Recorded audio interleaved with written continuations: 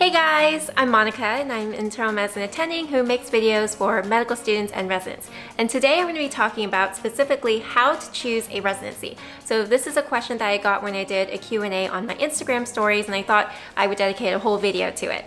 Now remember that this is one person's opinion, so I really recommend that you get multiple people's opinions on what factors they considered when they were applying for residency so that you can pick and choose what really resonates with you. Location, location, location. So listen, as you get older, your priorities change. So when I was applying for medical school, yeah, location mattered, but I gotta be honest, prestige mattered more. And I was like, well, if I don't like the location, that's okay. I can just match somewhere else for residency. But as you get older, this flexibility becomes less and less feasible because you start having people who depend on you or other people that you need to think about. So for example, a significant other or children, or maybe your parents are aging and you really want to be near them. So yes, location definitely matters for personal reasons, but there's also a career aspect to it. If you want to end up at a specific institution for fellowship, I do think that going to residency there gives you a small advantage because you're working with the same attendings on your rotations and on research projects, so they know how good you are, they're familiar with you, and they would be more comfortable choosing you over someone that has no guarantee that they'll do well. And this advantage is especially true for faculty positions. So for example, at UCLA, most of our hospitalists went to UCLA for a residency. Now, a bunch of them didn't, so don't think that you have to get a hospitalist position at UCLA. What I'm saying is that people who go to residency at UCLA, first of all, love it and want to stick around, but also they have probably an easier time getting hired because again, the leadership is familiar with how they work. Now, please don't panic. I'm not saying that if you match into a residency where you don't want to end up that you should freak out or it's the end of the world. I'm just saying that there is a small advantage and you might want to consider this when you're choosing your residency. Do the residents even like each other? So this is why the happy hours are a super important part of the interview day. It's not an extraneous activity. Now, I was lucky and I got to go pre-COVID and there was free food and drinks and that was all great.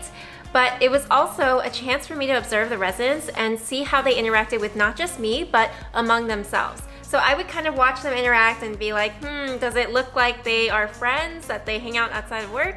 Or am I hearing things like, oh my gosh, I haven't seen you in the last 3 months ever since we were on our Mickey rotation together. And I'm like, you haven't seen each other in 3 months? So things like that for me were sort of red flags. Now I know Zoom happy hours are far from ideal, but I still think that there are little signs that you can pick up on about whether or not the residents mesh well together. So prolonged awkward silences, lack of enthusiasm, I would say that these things are bad signs. And the other obvious way is to straight up ask. Do you guys hang out outside of work? What kinds of things do you do outside of work? That way you can really get a sense of whether or not the residents are truly friends outside of work. Feedback. Does the residency actually care about you? You want to know one of the factors that combats burnout? Feeling like someone cares about you and acknowledges the hard work that you're doing. So trust me guys, you want to choose a residency where the leadership actually cares. So does the residency survey its residents for feedback? And more importantly, does the residency actually act on feedback they get from residents? Next is gut feeling. So gut feeling was my non-negotiable. If you're lucky, sometimes a residency just feels right. Take that feeling seriously. Remember, you're going to work hard no matter what residency you go to. So you want to make sure that you're at least happy while you're doing it. Life is short, guys. You want to put your happiness first.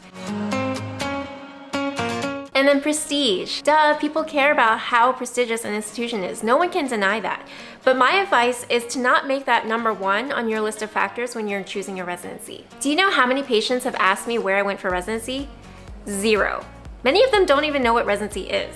Some patients will ask me out of curiosity where I went to college or where I went to medical school, but they don't care where I went to residency. So after you leave residency and you're out in the real world, it really doesn't matter that much. Now, the caveat, of course, is if you're applying for fellowship or you're applying for a job at an outside institution, then of course, if you went to a top program for residency, then you probably have a higher chance of getting into a top program for fellowship or a faculty position at an outside institution. But what I'm saying is, it's not the end-all be-all.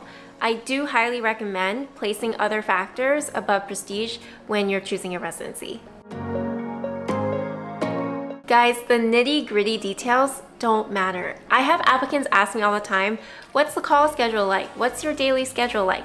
Now, I get it that you have to think of questions because you're constantly asked if you have any more questions, so I understand that part, but I will say that I wouldn't put this in your little spreadsheet when you're deciding what residency to go to, because you're gonna end up at a residency and you're just gonna do whatever the call schedule asks of you. And that's all you're gonna know. You're not gonna know what the call schedule feels like at another institution. It doesn't matter. There are gonna be tough times, tough rotations, no matter where you go for residency. Residency is hard, that's just it. So don't let those little things be huge factors in your decision on where to go. In my personal opinion, location, people, and the chances of you being happy and thriving at that place should rank far above anything else. So that's it, guys. I really hope you found this video helpful. If you did, give it a thumbs up to support my channel and subscribe for more content on how to succeed in medical school and beyond. Bye, guys.